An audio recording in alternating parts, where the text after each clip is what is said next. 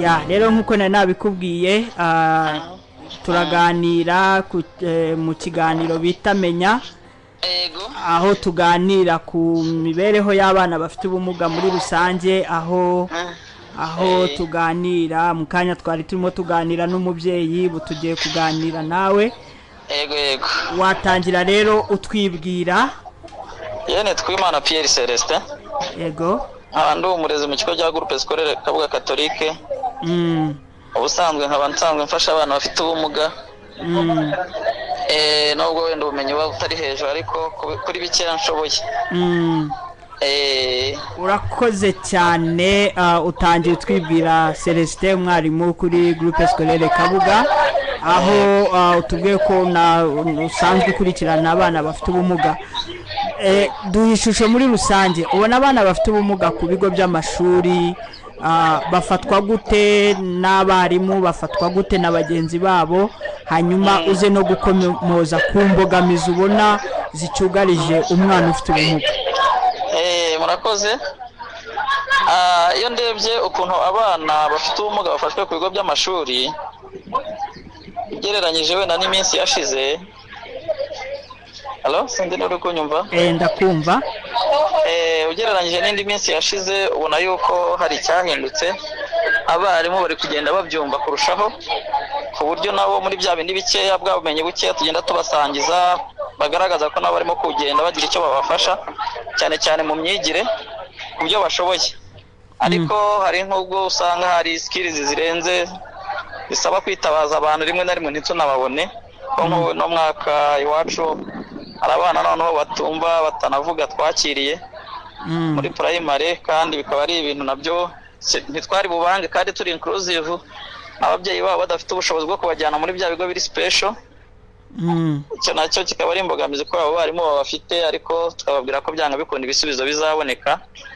Icyo nicyo kintu ndimo kubasha kubona rwose, kandi bo baragerageza. Nabo bana wenda benshi bamaze iminsi muri bagenzi babo, ntago nkuko twari tubimenyere mu minsi ishize ukuntu abana babirataga amazina mabi, ubona ko byagabanyutse rwose. Yego. Wakomoje ku mbogamizi z'abarimu, ubona abarimu nyirizina imbogamizi nyamukuru bafite mu gufasha abana bafite ubumuga nizi? Icyambere cyo ni ibikoresho se bifasha abo bana.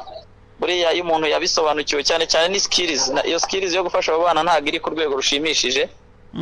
Akenshi usanga dukoresha icyo bita kimeza kubafasha, ikimeza mu kubafasha, kandi wenda abana bafite ukuntu bakabaye bafashwa cyangwa se hari ubumenyi twakabaye twarabonye bwo kugira ngo tubafashe. Ariko n'ikindi kintu kikiri ikibazo, wenda mwarimu ashobora kugira amasaha makeya, amasaha nayo araba ikibazo kubera abana kenshi abana baba ari benshi, no kumwitaho by'umwihariko nabyo bikagora muri bwa bumenyi bukeya. Mu bijyanye n'imyidagaduro, siporo, ubona bihagaze bite? Imyidagaduro rero rwose biracyari hasi kubera ko kuba covid yasa nk'icogoye, nubwo tuvuga ngo ntirashira burundu, ntabwo turasubira mu bintu byo gukina neza. Gukina ni ibisanzwe, ni za break time, cyane cyane ko n'ibibuga byacu byari special kugira ngo twaga tubitekerezaho tuvuga tuse kuntu abana bashobora kugira ibibuga byabo biri special nabyo tubona bitaraboneka. Wenda na za nzira z'abafite ubumuga zitanogeje neza, nabyo sinabura kuvuga ko ari imbogamizi ku rwego rw'ibyo tubona. Ntabwo bavuga ngo ni nziza cyane, wenda hamwe harasenyutse se, ahandi amashuri yacu aba ari ahantu wenda hahanamye, ariko n'ikigo wenda rimwe na rimwe baragerageza, ariko ntabwo wavuga ngo ni 100%. Ku bijyanye n'isuku n'isukura ndetse n'icyumba cy'umwana w'umukobwa, ni gute ubona abana bafite ubumuga ku bijyanye n'isuku? Ubwo ndavuga ibijyanye no gukoresha amatoilette, icyumba cy'umwana w'umukobwa, ibikoresho bya covid nk'uko wabivugaga, ubukarabiro. Ubona bihagaze bite? Ubona ari izihe, ari iki twakwishimira cyangwa ari iki twasaba? Icyo twakwishimira wenda mfasha nko ku rugero rwa groupe scolaire Kabuga Catholique, ku bana bafite ubumuga, abana bafite ubumuga bafite toilette zabo. Wenda access niyo ntapfa guhamya 100% ko wenda nibwo basanga nabo batabyiyumvamo wenda ntibazikoreshe, ariko toilette zabo zirateguye kandi zirimo amazi, imwe irimo amazi, niyo mperuka bavuga ngo bazashyiramo ku rukarabiro rwa gihe cya covid bafite aho bakarabira bakoze hagufi wenda bavuga bati hari ubwo ashobora kuza afite n'ubwo bumuga ku buryo ashobora kuhakarabira atabashije gukarabira aho abandi bari gukarabira. Icyo kintu nzi babashije gukora, wenda ahandi ho ntabwo ndagerayo cyane, ku bindi bigo sindabisura cyane, ariko mbona ko nibura ibyo twakoze, ibyo twabagiriyemo inama twebwe mukimara kuganira natwe, mbona ko baragerageje nubwo wenda uno mwaka bafite ubumuga nabo mbona ko abaje bari mu myaka yo hasi cyane, turabafite bakuru ariko myaka yo hasi cyane turabafite za P1 kandi baracyari n'ubucucike. Nabyo bikaba ari imbogamizi zimwe kuri mwarimu nyine, wenda iyo suku sinahamya ko ari 100% mu kumwitaho, ariko nzi naho nigeze no kubasura baba bafite kare tuganiraho, barambwira ati wenda ikibazo ni umwana umwe nasanze nk'ababyeyi be baramuzana ariko ntibamumenyera wenda n'agakayi. Ndababwira ntabwo ibyo natwe byatunanira, wenda natwe twagerageza ku buvugizi bw'ikigo. Ubwo rero mu mpamagaye umuyobozi w'ikigo tutarabonana, ariko nzi ko byo biri bukemuke. N'ubundi twari tuzi ko muhuze cyane mufite umwanya mutoya, reka dusoza ugire nka message utanga n'ibyifuzo, ariko byose biganishe mu kuba umwana yaza ku ishuri akabona uburezi bufite ireme ndetse akabasha no gutsinda, akabasha guhatana mu ruhando mpuzamahanga, reka mbivuge gutyo, akabasha kuba competitive cyangwa se guhangana n'abandi bana. Gira ubutumwa utanga yaba kuri leta, ababyeyi ndetse n'abandi bafatanyabikorwa. Yego murakoze. Ngiye gutanga message nayihera ku rwego rw'umudugudu, aho umwana aturuka n'aho atuye. Urwego rw'umudugudu rukoranye n'ababyeyi b'uwo mwana, bakaba bazi uko abayeho mu rugo, atari kuvuga ngo twe tuzabimenya ari uko ageze hano gusa. Hari ikintu cyaba gikomeye cyane, niba twebwe ubumenyi wenda turabufite n'ibyo nubwo budahagije, ariko hariya hasi mu mudugudu ntabwo tuba tuzi uko bimeze.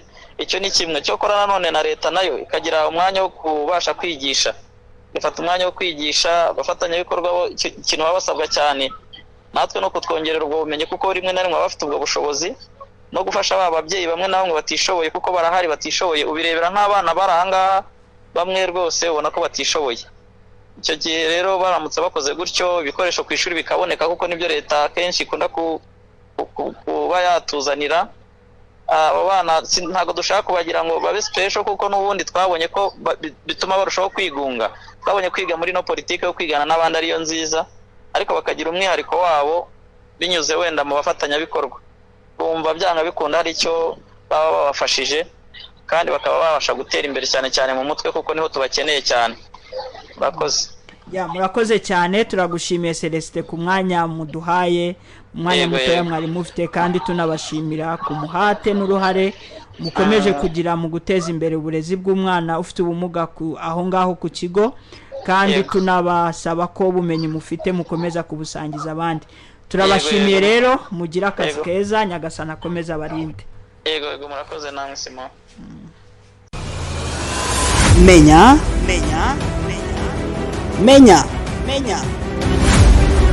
mu kiganiro Menya tuzajya tumenya amakuru atandukanye, harimo uburenganzira bw'abana n'urubyiruko bafite ubumuga, gahunda za leta zireba abana n'urubyiruko bafite ubumuga, ndetse n'izindi gahunda zose zagirira abafite ubumuga akamaro.